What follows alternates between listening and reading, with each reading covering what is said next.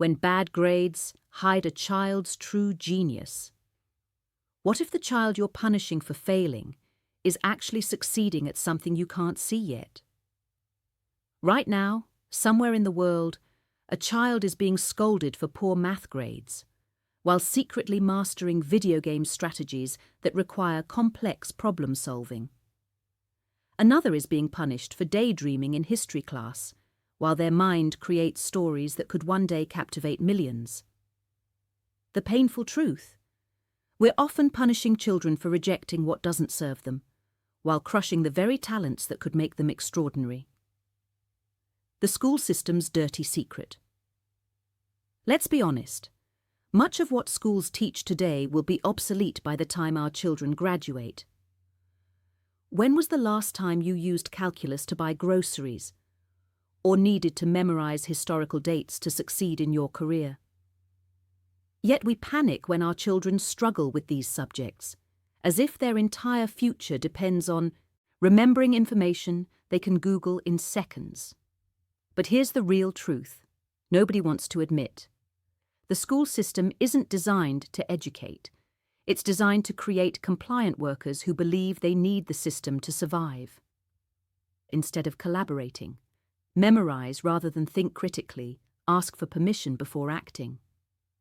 Believe that authority figures always know best. Fear making mistakes instead of learning from them. By age 18, most children have been so thoroughly conditioned that they can't imagine life without someone else's approval.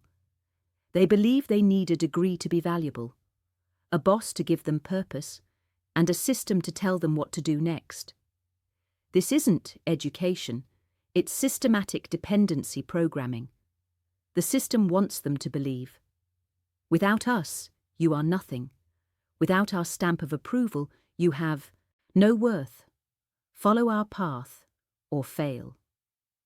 Meanwhile, the most successful people in history ignored this programming entirely.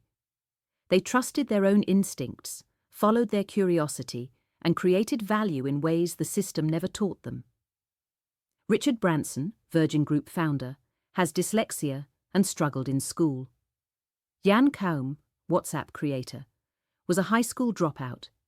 David Karp, Tumblr founder, dropped out at 15. Wolfgang Puck, celebrity chef, left school at 14.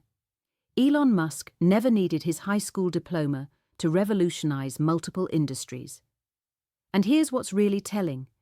Elon Musk actively seeks out creative, brilliant minds for his companies, regardless of their college degrees. He's proven that raw intelligence, creativity, and passion matter infinitely more than academic credentials. These aren't exceptions. They're proof that passion and curiosity matter more than perfect grades.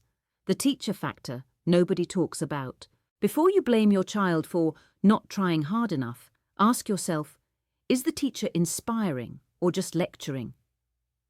A brilliant child can appear slow under a teacher who makes learning feel like punishment. The same child can become passionate and engaged when someone presents the material with enthusiasm and creativity. Your child's poor performance might not be about intelligence. It might be about incompatible teaching styles. Instead, we punish the child. We take away their joy. We're solving the wrong problem. Your child already knows what they need. Children have an incredible inner compass. They naturally gravitate toward what serves their growth and resist what doesn't.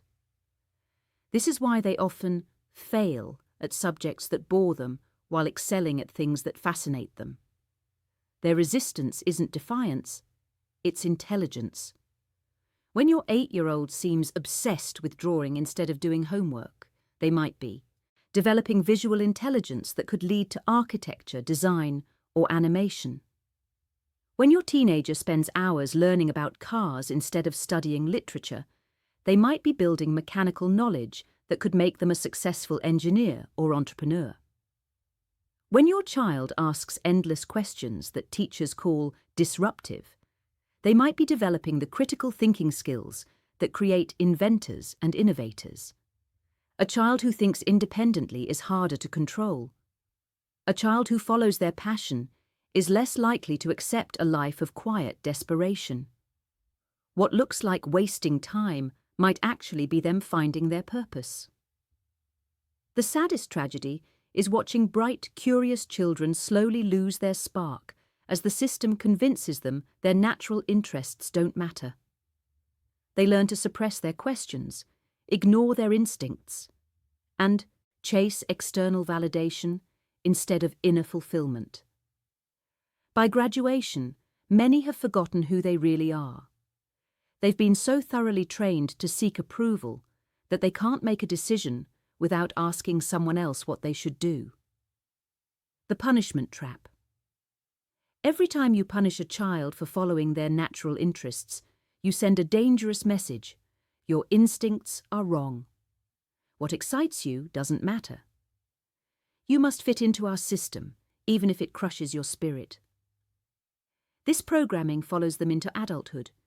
They learn to ignore their inner voice, settle for careers that bore them, and wonder why they feel so lost. You're not just punishing your child. You're completing the system's work for them. The school system starts the conditioning, and when parents punish children for poor grades, they're reinforcing the same toxic message. Your worth is determined by external approval. Your natural talents don't matter if they don't fit our narrow definition of success. Think about the adults you know who seem most alive and fulfilled. Did they follow the conventional path, or did they have the courage to trust their own vision? Did they wait for permission to pursue their dreams, or did they create their own opportunities? Did they have parents who believed in their unique gifts, even when those gifts didn't show up on report cards? The grades you're fighting about today will be forgotten in 5 years, but the message about their worth will last a lifetime. When you punish a child for being authentically themselves, you're not preparing them for success. You're programming them for a lifetime of seeking validation from others. A message for grandparents: you hold special power. Grandparents, you have something parents often lose: perspective and patience. You've seen enough of life to know that happiness matters more than perfect report cards. You remember that childhood should be magical, not stressful. Your grandchildren need you to listen to their dreams without judgment. Celebrate their unique interests. Remind their parents that love matters more than achievement. Share stories of people who succeeded by following unconventional paths. And please, help your adult children remember their own childhood dreams. Remind them of the things that once made their eyes light up. Help them reconnect with that joy so they can protect it in their children. What your child really needs. Instead of forcing them to excel at everything, pay attention to what naturally excites them. Do they light up when explaining how something works? Future engineer or inventor? Do they create elaborate stories or drawings? Future artist or writer? Do they naturally organize their friends or take charge? Future leader or entrepreneur? Are they drawn to helping others or caring for animals? Future healer or advocate? This might be their greatest gift. Your job isn't to mold them into your vision of success. Your job is to help them become the fullest version of themselves. The simple truth. The children who struggle in school aren't broken. They're often just learning in a system that wasn't designed for their unique brilliance. The ones who seem difficult or unfocused might actually be the visionaries, the innovators, the ones who will solve tomorrow's problems in ways we can't even imagine today. Stop punishing them for not fitting in. Start celebrating what makes them different. Because in a world full of people trying to be the same, the ones who dare to be different are the ones who change everything. Your child's future isn't determined by their grades. It's determined by whether they learn to trust their own inner wisdom or spend their life trying to please everyone else. The choice is yours.